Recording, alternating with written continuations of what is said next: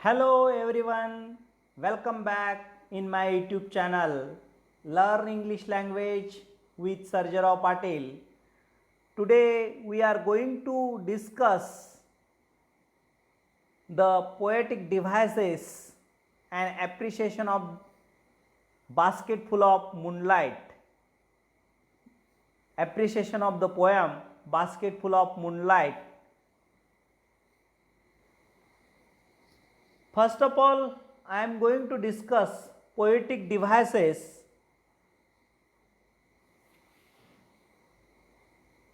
Last year in 9th standard, we have learned poetic devices. I think all of you know that. Still, I am going to discuss here some poetic devices. विद्यार्थी मित्रो, इयत्ता 9वी मध्ये आपण figure of speech शिकलेलो आहोत, poetic devices शिकलेलो आहोत. तरी देखील या कवितेमध्ये आलेले फिगर ऑफ स्पीच म्हणजे पोएटिक डिव्हाइसेस आणि ॲप्रिसिएशन आपण या सेशनला पाहणार आहोत. गेल्या वर्षी इयत्ता 9वी मध्ये ॲलिट्रेशन, रिपिटेशन, मेटाफर, अँटिथेसिस, पर्सॉनिफिकेशन अशा अनेक पोएटिक डिव्हाइसेस आपण चर्चा केलेल्या आहेत. या कवितेमध्ये काही पोएटिक डिव्हाइसेस आलेले आहेत, त्याची चर्चा करणार आहे. पहिली पोएटिक डिव्हाइस ही रिपिटेशन घेणार आहोत आपण. तर बेस्ड ऑन रिपिटेशन, पुनरावृत्तीवर आधारित आहे. मग इथं कशाची पुनरावृत्ती होते, तर शब्दांची पुनरावृत्ती. म्हणून या ठिकाणी मी काय म्हटलंय बघा, when a word is repeated for 2 or more than 2 times in the same line, then it is called repetition.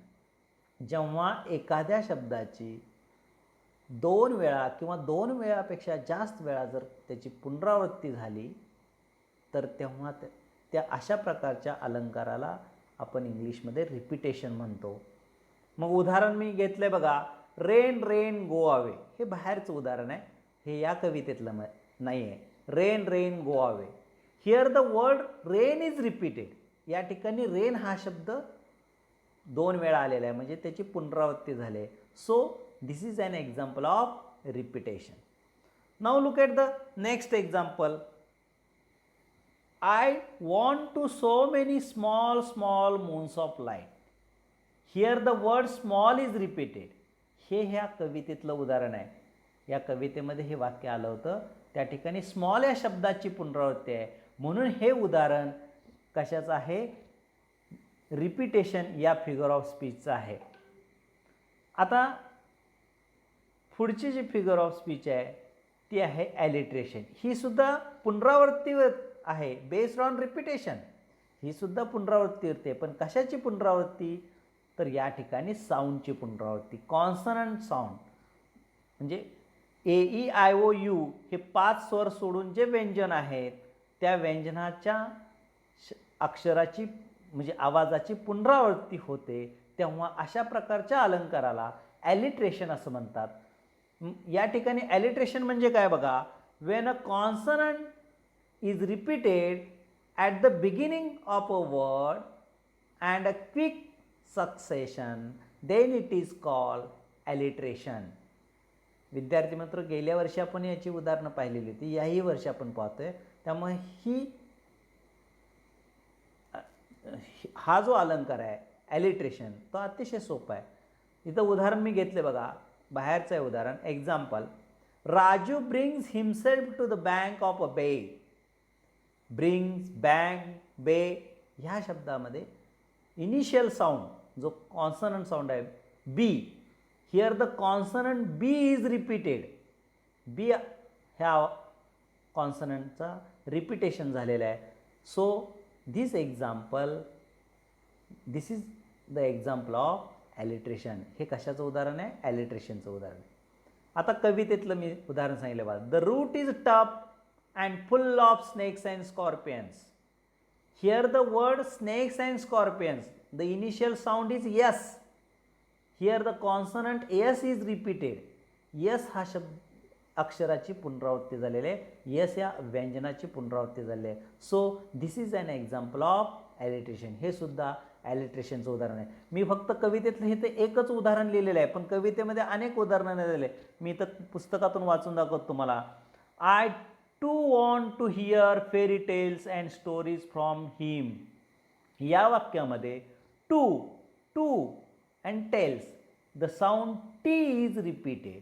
So this sentence is an example of alliteration.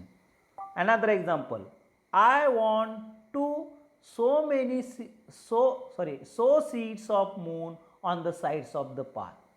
Here the sound yes is repeated, so this is an example of alliteration. तर विद्यार्थी मित्रो, आपण या ठिकाणी दोन poetic डिव्हाइसेसची चर्चा केली, एक रिपीटेशन आणि alliteration. Now look at the next poetic device. पुढचं पोएटिक डिव्हाइस आहे ॲपॉस्ट्रॉफी. विद्यार्थी मित्रो, गेल्या कवितेमध्ये सुद्धा आपण पहिल्या कवितेमध्ये अ टीनेजर्स प्रेयर या कवितेमध्ये सुद्धा आपण या ॲपॉस्ट्रॉफीचा वापर बघितलेला आहे. त्याचं उदाहरण मी तुम्हाला सांगणार आहे. ओ गॉड अशी सुरुवात आहे, save me, please open up my eyes, असं हे जे उदाहरण होतं ते ॲपॉस्ट्रॉफीचं उदाहरण होतं. ॲपॉस्ट्रॉफी म्हणजे काय? When in a sentence direct address is made to the dead non living thing, objects, plants, animals, birds, absent persons, God etcetera, it is the use of apostrophe. जेव्हा एखादं वाक्य निर्जीव वस्तूला, मृत वस्तूला किंवा प्राण्याला, वनस्पतीला, पक्षाला उद्देशून असतं आणि जी व्यक्ती उपस्थित नसते, ॲबसेंट असते, अशा व्यक्तीला जेव्हा उद्देशून म्हटलेलं असतं तेव्हा ते उदाहरण ॲपॉस्ट्रॉफीचं होतं. मग कवितेतलं उदाहरण सांगितलं, O moon give me moonlight. आता here the moon is not present. चंद्र हा तिथं प्रेझेंट नाही, पण चंद्राला उद्देशून म्हटलेलं आहे. So it is an example of apostrophe. O God save me, देवाला उद्देशून आहे. आपण पहिल्या कवितेत ॲपॉस्ट्रॉफीची उदाहरणं भरपूर पाहिलेले आहेत. तर अशा प्रकारे ज्या गोष्टी जिवंत नाहीत, ज्या गोष्टी उपस्थित नाहीत, प्रेझेंट नाहीत, अशाला उद्देशून म्हणलं असतं. मग प्राणी असेल, पक्षी असेल, देव असेल, तेव्हा ते वाक्य कशाचं उदाहरण होतं? ॲपॉस्ट्रॉफीचं उदाहरण होतं. Now look at the next poetic device. आता आपण पुढचं पोएटिक डिव्हाइस बघणार आहे, tautology. Tautology, when the same meaning is express more than once using the different words which is in fact unnecessary is called tautology. Tautology म्हणजे काय की एकाच अर्थाने दोन शब्द एका वाक्यात आलेले असतात. जेव्हा एकाच अर्थाने दोन शब्द, वेगवेगळे शब्द वापरलेले असतात, आवश्यकता नसते पण वापरलेलं असतं, तेव्हा त्याला टोटॉलॉजी म्हणतो आपण. I want to hear fairy tales and stories from him.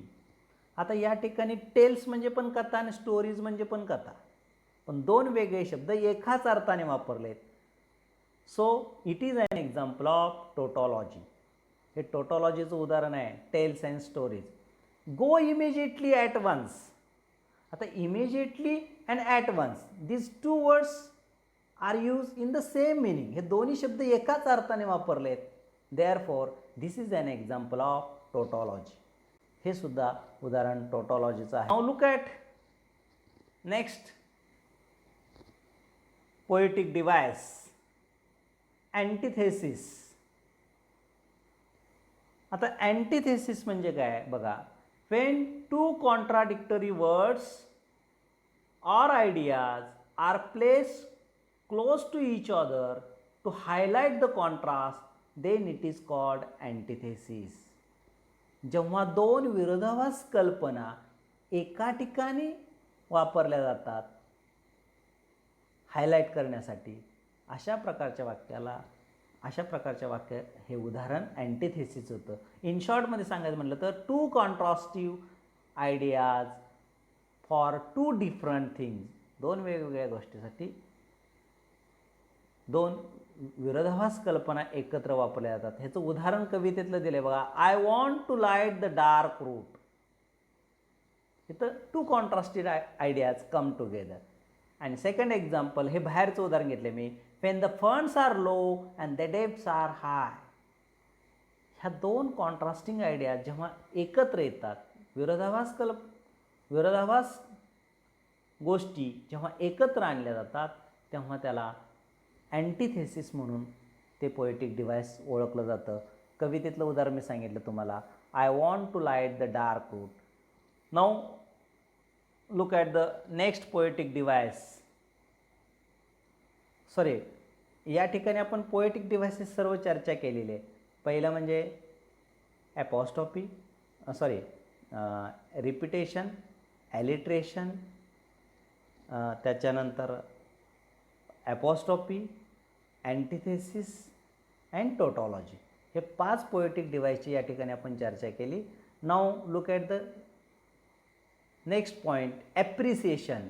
Right and appreciation of the poem basket full of moonlight.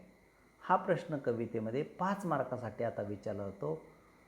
तर 5 मुद्दे 5 मार्कासाठी असतात. पहिला मुद्दा अर्ध्या मार्कासाठी आहे.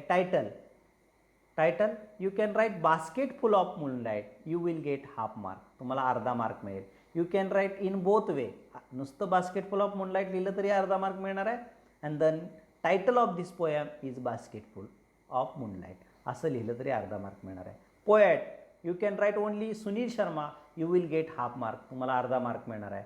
Or you can write the poem basket full of moonlight is written by Sunil Sharma, you will get half mark. असं अर्धा ना अर्धा इथं 1 मार्क मिळेल. जेव्हा 2 मुद्दे हे पहिले लिहाल तेव्हा 1 मार्क मिळणार आहे, अर्धाने अर्धा. तिसरा मुद्दा आहे राईम स्कीम. मग अशी पोएटिक डिव्हाइसेसच्या निमित्तानं मला सांगायचं होतं पण राहून गेलं. या कवितेमध्ये कोणतीही राईम स्कीम नाही, राईम स्कीमचा वापर केलेला नाही. म्हणून ही कविता ही फ्री वर्स कविता आहे. म्हणून तुम्ही असं लिहू शकताय, there is no regular rhyme scheme in this poem, this poem is written in a free verse or blank verse. असं लिहिलं की तुम्हाला 1 मार्क मिळेल. किंवा सिम्पल असं लिहिलं तरी चालेल, this poem is an example of free verse, असं लिहिलं तरी 1 मार्क मिळणार आहे. या कवितेमध्ये मुक्तछंद ही कविता आहे, त्यामुळं कोणत्याही राईम स्कीमचा वापर नाही. त्यामुळे अशा पद्धतीने लिहिलं तर 1 मार्क मिळणार आहे. आणि पुढचा जो मुद्दा आहे फिगर ऑफ स्पीच, या ठिकाणी मी घेतलं आहे apostrophe. You can write only the name of figure of speech, you will gate 1 mark. तुम्ही नाव जरी लिहिलं तर 1 मार्क मिळणार आहे. पण मी तर उदाहरण पण सांगितलेलं आहे. Example, O moon give me moonlight, this is the example of apostrophe. You can write any figure of speech, कोणतीही फिगर ऑफ स्पीच लिहा की जी कवितेत वापरलेली आहे. मग या ठिकाणी ॲलिट्रेशन लिहिला तरी मार्क मिळणार आहे, रिपिटेशन लिहिला तरी मार्क मिळणार आहे. तर विद्यार्थी मित्रो, फक्त फिगर ऑफ स्पीचचं स्पेलिंग येणं महत्त्वाचं आहे. ॲलिट्रेशन लिहायचं असेल तर स्पेलिंग आलं पाहिजे, ALLITRATION, म्हणजे हे स्पेलिंग पार्ट पाहिजे तरच तुम्हाला मार्क मिळणार आहे. अशा प्रकारे या ठिकाणी आपले आता 3 मार्क झाले आहे. आणि शेवटचा जो मुद्दा आहे तो 2 मार्कासाठी आहे. Central idea or theme. मी या ठिकाणी काय लिहिले बघा, the theme of this poem is the strong desire of the village boy to solve the problem of the villagers. या कवितेचा मुख्य आशय असा आहे की खेड्यातील मुलाने खेड्यातील समस्या सोडवण्यासाठी त्याने इच्छा व्यक्त केलेली आहे. As compared with the city life, the village is full of difficulties and lack of facilities. The boy wants to lessen their difficulties and bring happiness among them. अगदी मी फार कमी वाक्यात लिहिले आहे, पण त्यामध्ये त्या कवितेची थीम आलेली आहे, मुख्य आशय लिहिलेलं आहे. तुम्ही आणखी ह्याच्यापेक्षा साध्या सोप्या भाषेत असंही लिहू शकताय, the child request to the moon to give him basketful or 2 basketful. 1 ते 2 टोपली मला चंद्रप्रकाशाच्या बिया दे. the child wants to sow the seeds of moonlight on the both sides of the path from city to village. As a result, his father will return early and he will listen stories from him. अशा पद्धतीने तुम्ही शॉर्टमध्ये सुद्धा 4 ते 5 वाक्यात लिहू शकता. तुम्हाला 2 मार्क्स मिळू शकते. I hope all of you understood poetic devices and appreciation of this poem. मला आशा आहे की प्रत्येकाला पोएटिक डिव्हायसेस म्हणजे काय आणि ॲप्रिसिएशन ह्या कवितेचं समजलं असेल. You can easily get 5 out of 5 5पैकी 5 मार्क्स मिळू शकता. इतकं सिम्पल ॲप्रिसिएशन आहे. आणि कवितेमध्ये पोएटिक डिव्हायसेस जर वरती प्रश्न आला तर त्या ठिकाणी फिगर ऑफ स्पीच कोणती आहे ही ओळखा विचारायला येऊ शकतं. तर अशा पद्धतीनं आपण पोएटिक डिव्हायसेस आणि ॲप्रिसिएशन यावरती आपण हे सेशन घेतलं. I hope all of you like this video. If you like this video, please like, share and subscribe my YouTube channel. Thank you very much.